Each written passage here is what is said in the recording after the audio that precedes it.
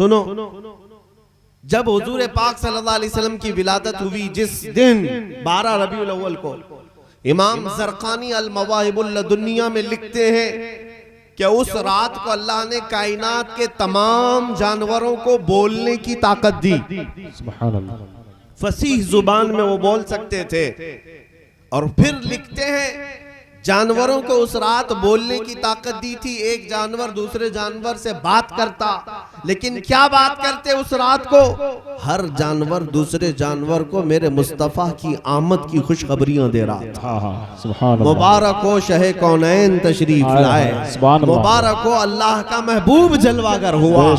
हर जानवर दूसरे जानवर को मुबारकबादी दे रहा था। मैंने ये रिवायत पढ़ी तो फिर एहसास हुआ कितने खुश नसीब थे वो 4 पैर के जानवर जो मेरे आका की आमद पर खुशियां मना रहे थे। इस 2 पैर के गलीज जानवर से तो वो अफजल थे। जिसको मीलादे मुस्तफा की बात पर ही शिर्क और बिदात के फतवे याद आ जाते हैं, कुफ्र के फतवे याद आ जाते हैं। और सुन्नियों को छेड़ना इस तौर पर साहबा ने नहीं मनाया, ताबईन ने नहीं मनाया, औलिया ने नहीं मनाया, सिर्फ बरेलवी मना रहे हैं।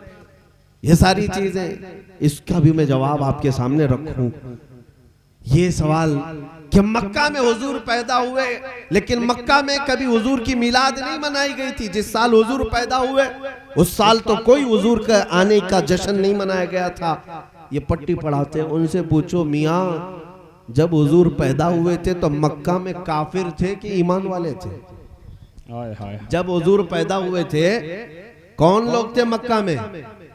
सब कुफ्फार और मुशरिकीन थे, सिवाय हजरत आमिना और हजरत अब्दुल मुत्तलिब के मुआहिदीन की जमात ज्यादा नहीं थी। सब कुफ्र और शिर्क में मुब्तला थे। तो तुम ये दलील देते हो कि हुजूर जब पैदा हुए कोई खुशियां उस तरफ नहीं मना रहा था। अरे मियाँ उस वक्त तो कुफ्फार और मुशरिकीन थे। अगर तुम्हारा भी ताल्लुक उन्हीं से है तो हमें कोई बात नहीं, कोई एतराज की बात नहीं। तुम्हारी रिश्तेदारी भी अगर उन्हीं लोगों से है जो मक्का के बुत परस्त थे तो हम आपसे कोई गिला नहीं करते। हाँ, खुशियां मनाई थी किसने? जब हुजूर पाक सल्लल्लाहु अलैहि वसल्लम हिजरत करके मदीने जा रहे थे, सुभान अल्लाह, 53 साल की उम्र में। लेकिन मदीने में पहले से ईमान वाले मौजूद थे। 70 से ज्यादा सहाबा वहां पर पहले से ईमान लाए हुए थे। अब हुजूर जब ईमान वालों के दरमियान आ रहे थे, मेरे अजीजों, मदीने में आम तौर पर हुजूर दाखिल नहीं हुए। बुखारी भी पढ़ लो, मुस्लिम भी पढ़ लो, मुसलसल 9 दिन तक मदीने वाले मेरे आका की आमद का इंतजार करते रहे, हर दिन इंतजार करते थे। और जब रसूल पाक सल्लल्लाहु अलैहि वसल्लम मक्का मुकर्रमा से हिजरत करके मदीने में दाखिल होने लगे, आपकी झलक नजर आई। मदीने वालों की खुशियों का ठिकाना नहीं था। बच्चियां गलियों में दौड़ने लगी, नौजवान भी उतर पड़े, औरतें अपनी छतों पर, बूढ़े भी आ गए और सब मिलकर के गुनगुनाने लगे, तलअल बद्रु अलैना मिन सनियातिल वदाई वजब शुक्र अलैना मा दआ लिल्लाहि दाई। वो क्या कहते थे मदीने वाले? 14वीं का चांद सनियतुल वदा की घाटियों से हम पर तुलू हो चुका है। हम पर अल्लाह का शुक्र वाजिब हो गया है कि अल्लाह की तरफ बुलाने वाला रसूल अब हमारे दरमियान आ रहा है। पता ये चला रसूल अगर ईमान वालों के बीच आते हैं तो खुशियां मनाई जाती हैं, और कुफ्फार और मुशरिकीन के बीच आए हैं तो कुफ्फार और मुशरिकीन तो कब खुशियां मनाते, उन्हें किस बात का एहसास? अल्हम्दुलिल्लाह हम इस बात पर फख्र करते हैं कि हमारी निस्बत मदीने के ईमान वालों से, बेशक सुभान अल्लाह, मदीने के ईमान वालों से है। और मदीने वालों ने खुशियां मनाई थी। अल्हम्दुलिल्लाह आज हम भी हुजूर की आमद की खुशियां मनाते हैं। बेशक सुभान अल्लाह। फिर अब ये सवाल, अच्छा इनको ये याद नहीं है मक्का में भी कुछ लोग खुशियां मनाए थे, मक्का में भी कुछ खुशियां मनाए थे। जो एतराज करते हैं उनके बाप दादाओं नहीं मनाए थे। अबू लहब का नाम सुना होगा।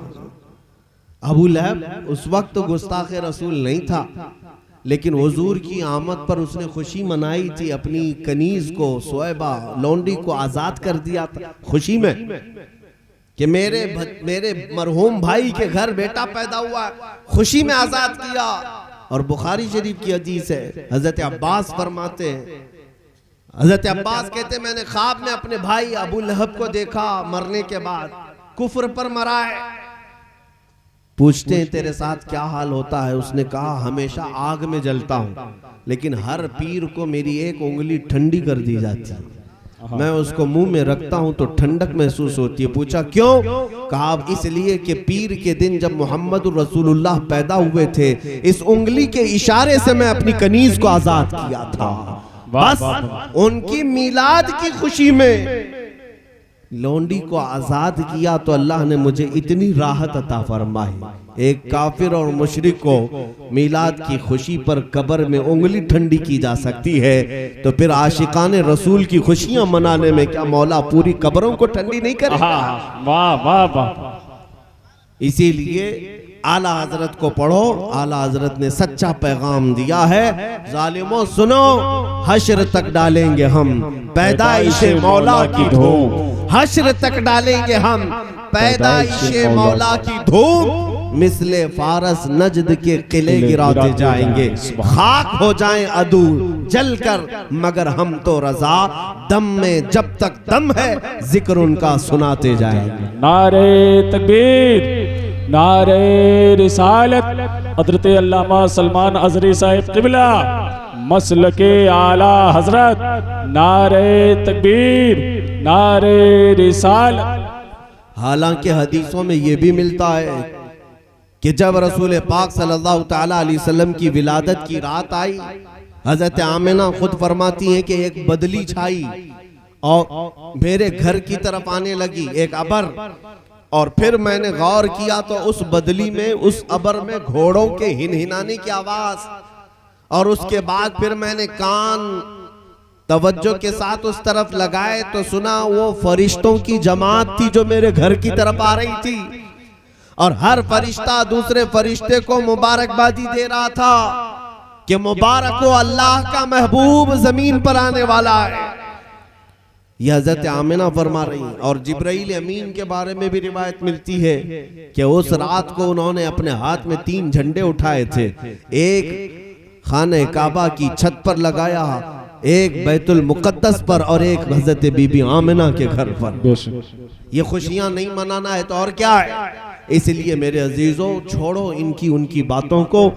बड़े मशहूर शायर हैं, उन्होंने कहा था हाजिरो नाजिरो गैबो बशर को छोड़, शुक्र कर कि वो तेरे ऐबों को छुपाए हुए हैं। अब बूंदाबांदी भी शुरू हो गई है, ये मीलाद की रहमत से। और इस मजमे के इन तमाम लोगों का मेरे अजीजों मीलाद की शब मना रहे हैं।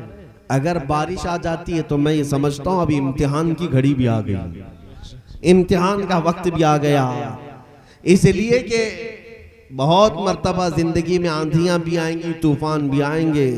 अगर तुम मैदान में जमे रह गए तो फिर अल्लाह की रहमत भी उतरे, साबित कदम रहे। ये बारिशें हमें सिखाती हैं। मैं ये नहीं कहता कि हर आदमी को बारिश में भीगने की आदत होना चाहिए, लेकिन ये जरूर कहूंगा मीलाद मुस्तफ़ा की महफिल हो तो आग भी बरसे तो जमे रहना चाहिए। हुजूर की महफिल है, मेरे आका सल्लल्लाहु अलैहि वसल्लम की महफिल है, जमे रहना चाहिए। इसलिए कि इमाम मालिक रहमतुल्लाह ताला अलैह की बात मैं आपको अर्ज करता हूँ। इमाम दारुल हिजरा मदीने के इमाम हदीस का दर्स दे रहे थे अपने शागिर्दों के सामने, और हदीस पढ़ाते पढ़ाते अचानक आपका चेहरा पीला पड़ गया और बदन कसमसाने लगे। थोड़ी देर के बाद फिर सही होकर बैठे, फिर थोड़ी देर के बाद चेहरे पर जर्दी पीलापन, फिर आपने बदन इधर उधर किया, फिर पढ़ाने लगे। 3 बार ऐसा हुआ। जब हदीस मुकम्मल कर ली तो जल्दी से उठते हैं, अपने हुजरे में अंदर भाग कर चले गए। शागिर्दों ने देखा कि कुछ तो हुआ है इमाम, दौड़ करके पीछे गए। इमाम मालिक ने अपना जुब्बा उठाया तो देखा पीठ पर एक बिच्छू डंक मार रहा था। बिच्छू डंक मार रहा था। बिच्छू का डंक सांप से ज्यादा खतरनाक होता है। आदमी दर्द में तड़पता है।